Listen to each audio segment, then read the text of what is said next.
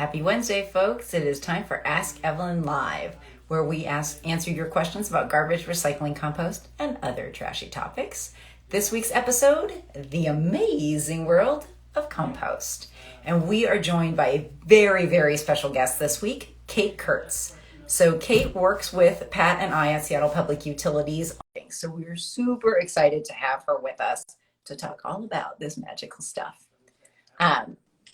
So we've got Pat logged on here. Pat, I was just introducing Kate, and we're going to get Kate logged on here in just a second. But why don't you go ahead Terrific. That's great.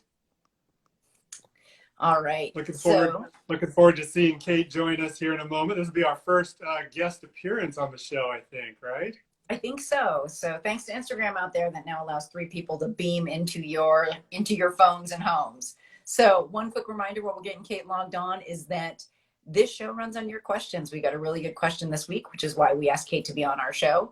And, keep them coming, folks. You can get us on social. All of our channels, we're on Facebook, Twitter, Instagram, of course. Or you can send us an email at askevelyn@seattle.gov. All right.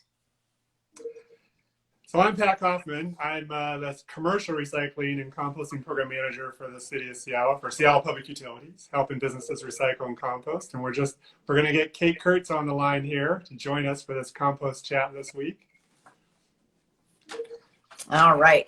Well, so what's really cool, and one of the reasons why we have Kate joining us, is that it is International Compost Awareness Week, which is really pretty awesome. So she knows much more about it, which is really great. So let's see. I'm going to wave at her real quick. See if I can get her. Give a shout out, yeah. So I'll just briefly go over our Where Does It Go flyer on the compost side. Oh, there's Kate. Looky there. Sorry, it took me a second to join. That is okay. Excellent. It was like the magic sauce. Like Pat waved the flyer and then it was like, poof, you appeared, which was fantastic. So I was telling everybody that we're so stoked to have you on because you're a colleague with us at Seattle Public Utilities. You work on composting and sustainable landscape projects. And you told us that you're joining us for International Compost Awareness Week. So do you want to tell us a little bit more about that and why that's an awesome thing? Yeah, so this is International Compost Awareness Week. We're in it right now. It happens every May. And the whole goal of International Compost Awareness Week is to bring awareness to the benefits of composting and using compost. Yeah, and I love it because compost is near and dear to my heart. It was started, I think, in 1995 in Canada. Wow. And now It's celebrated in various places around the world. Way back in the 90s. Wow. Way back. And it's still going strong, which is awesome. Yeah. So, Kate, we're really excited that you could join us. We have the perfect question for you from one of our listeners. So I'm going to give it a shot here. So, okay. Says, Dear Evelyn, I'm trying to get better at composting and at the same time, make it simple for myself and home. Is it better for the environment to compost one thing or over another? For example, is food waste better to compost than paper towels or yard waste? Thanks, Alice. So awesome question, Alice. And we usually do a quick answer. So Pat, you want to hit us with a quick answer before we get to tap into Kate and her expertise to dive deep? Sure. I mean, just right off the top, it's best to put as much organic material as you can in your food waste cart. I mean, you really want to maximize the services that SBU provides. You want to use that cart to its full potential.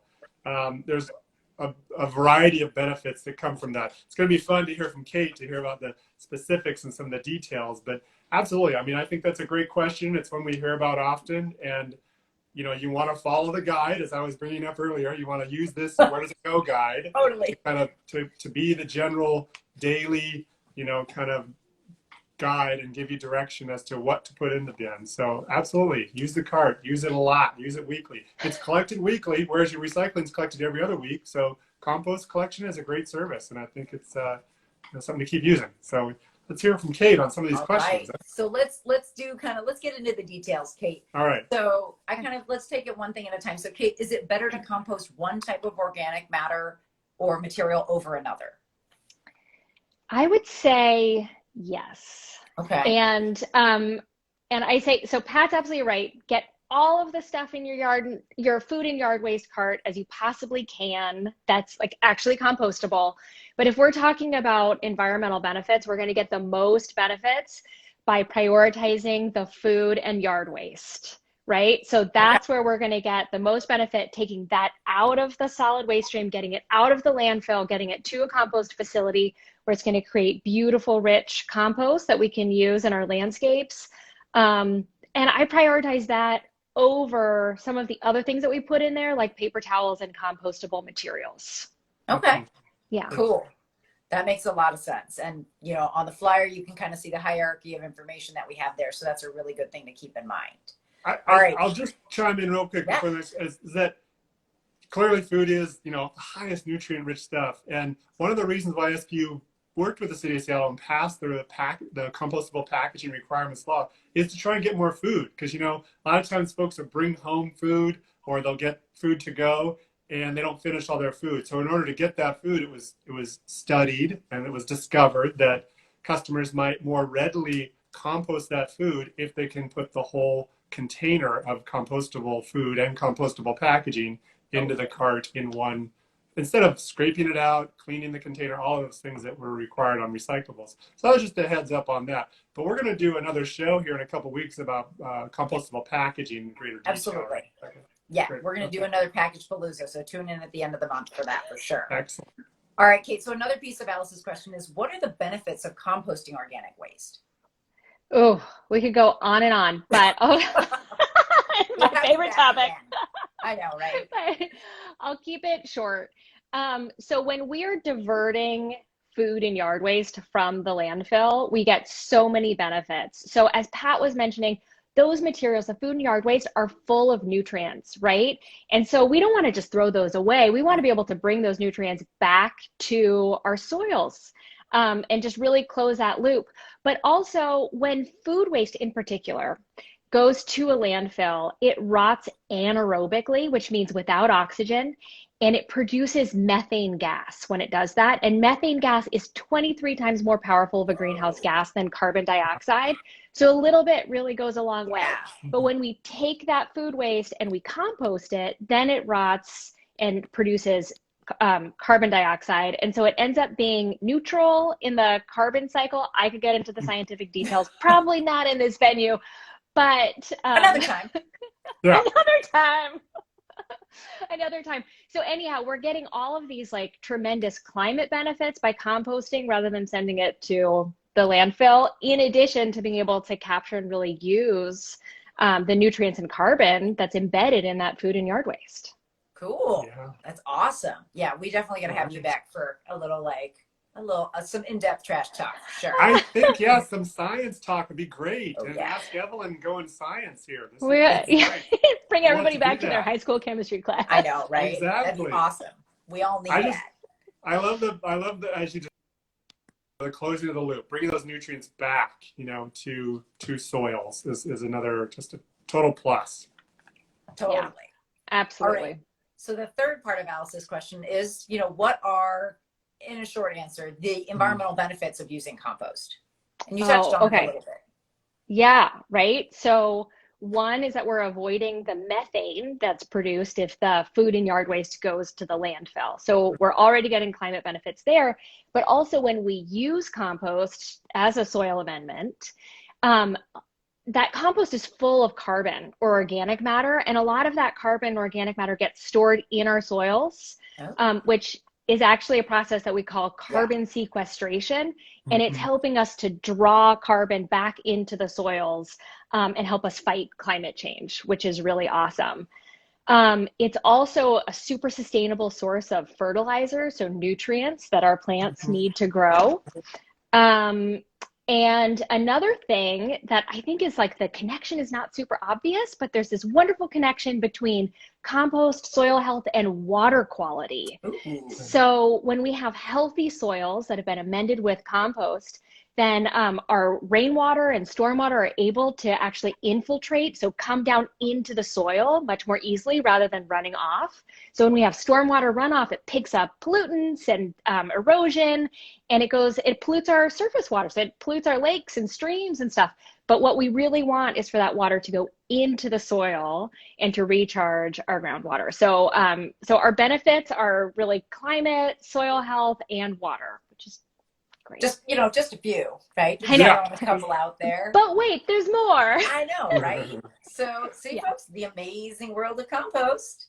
There are a ton of great benefits. So that's an awesome answer. I usually try to recap it quickly. So Alice, awesome question. Really good, really, really good information that we're able to share with you. Thanks, Kate. So if there's, one type of organic matter, really focus on the food and the yard waste. The food packaging is great as well, but really focus on those. We're getting our biggest bang for our buck. The benefits of composting organic waste is really allowing that organic waste to break down in a way that is essentially making it neutral instead of breaking down in a landfill and creating methane, which is an incredibly impactful greenhouse gas.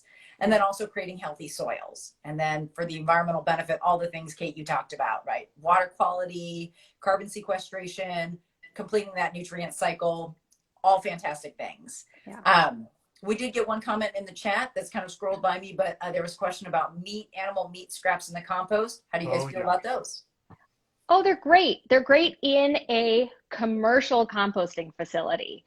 So the reason why we tell people not to put meat in their compost is actually a relic from backyard composting. So when people are composting in their backyard, bones and meat and dairy can attract rats, and we don't want that, or raccoons and stuff. So it's really like a animal pest issue, but they just degrade beautifully in a commercial composting facility where they're equipped for that. Perfect. And, great question. We get that a lot, definitely, because Pat, you were saying we're talking about the compost carts. So absolutely throw that stuff, drop it right on in. So. And we're going to have a follow-up show, right, with Kate again to talk more about backyard composting, because I think it's great for folks to do with their vegetative food waste, and their garden waste, to create their own compost. Do it yourself. It's the most richest, most beneficial thing to have it right there in your backyard, made by you. It'd be terrific if we got more of that going. It used to be a very common thing that the utility would promote, but now with the green cart being so convenient and so handy, and the system of collection being so efficient, that we just truly encourage all these items to be put into the green cart and collected. But backyard composting, that's a solid thing to do. Definitely. Awesome. We'll be coming at you with that in 2 weeks. So this is the part of the show where we talk about our weekly trash tips. And because we've got Kate here and it's International Compost Awareness Week, she was going to share some really great tips of how to get more compost into your life. Okay, I have 3 tips that I do in my home. All right. Okay, so number 1, when I get home from the grocery store, I try to remove all of the fruit stickers right away, so that when I'm cooking or my kids are peeling an orange during the week, that they don't have to, I don't have to worry about that plastic getting into the compost, because we do not want plastic. We don't want those stickers in the compost. Okay, so number 2, I have a little prop here. We love props. Props are great. This is my food waste collection bucket. I've had it for like 10 years, lasts forever. So when I'm cooking, I actually just take the lid off and I have it open. And that way, as I'm cooking dinner, I just chop and drop. So like any onion peels or carrot tops or any of those things, it's just there, and it just makes it super easy and efficient. Nice. Yeah. And then number 3, and this one is probably the nearest and dearest to my heart, is that every spring I buy back compost and I use it in my garden. So if we want to have any kind of, sustainable recycling system, there has to be a consumer on the other end. Yep. Yeah, right. And to fully realize the potential of compost, we need to use it. So this is a little compost. I put it in my veggie beds, my perennials. I even top dress my lawn with a little bit of it, and helps my plants. I love it. Absolutely. And we're done with them for the spring, but we'll be coming at you again with some compost giveaway events in the fall. So you can kind of stock up and, have your little stash of compost, which you can definitely use. Kate, those are awesome tips. Those are really good. I love it. Super practical, really easy for folks to do, and things we can do every day. Like Pat and I talk about that a lot on the show, is like all of those little tiny steps, right? So we had one more question here. about where can they get it? yeah, I mean, where can you get local compost? I mean, definitely the big box stores move a lot of volume.